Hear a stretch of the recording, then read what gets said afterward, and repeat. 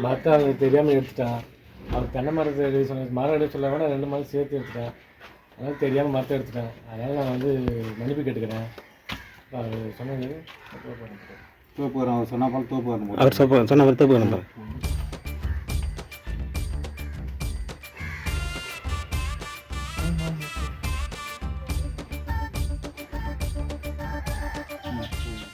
Puducherry Kalapet tsunami குடியிருப்பைச் சேர்ந்தவர் ஆனந்த். அவரது வீட்டின் அருகே குடியிருக்கும் செல்வக்குமார் என்பவர் தனது வீட்டுக்கு மதில் சுவர் அமைக்க முடிவெடுத்தார். இதற்காக தனது வீட்டின் அருகே இருந்த தென்னை மற்றும் மாமரங்களை வெட்டுவதற்காக மாத்தூரை சேர்ந்த மரம் வெட்டும் தொழிலாளர்கள் 4 பேரை செல்வக்குமார் அழைத்து வந்தார். அவர்கள் ஆனந்துக்கு சொந்தமான தலா ஒரு தென்னை மற்றும் மாமரத்தை வெட்டி வீழ்த்தியுள்ளனர்.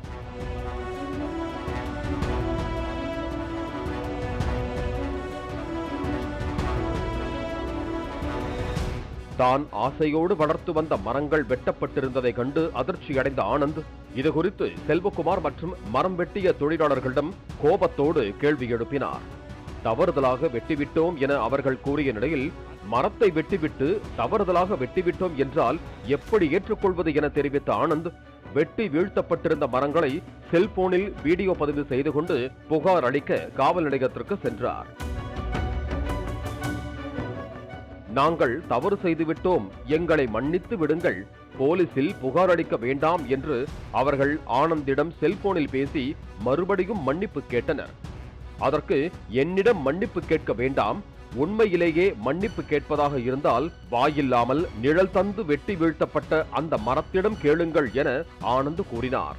மேலும் மன்னிப்பு கேட்பதை வீடியோவாக எடுத்து எனக்கு அனுப்பினால் போலீசில் புகார் கொடுக்க மாட்டேன் என ஆனந்த் தெரிவித்துள்ளார்.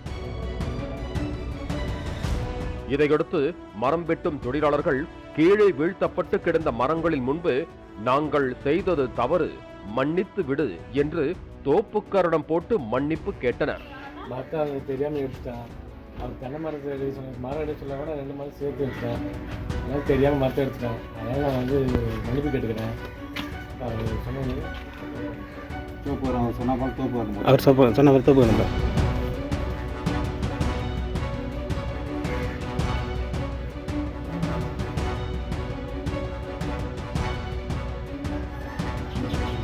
அந்த வீடியோவை ஆனந்தின் வாட்ஸ்அப்பிற்கு அனுப்பியதால் இதனை ஏற்று அவர் புகார் அளிக்காமல் வீடு திரும்பினார்.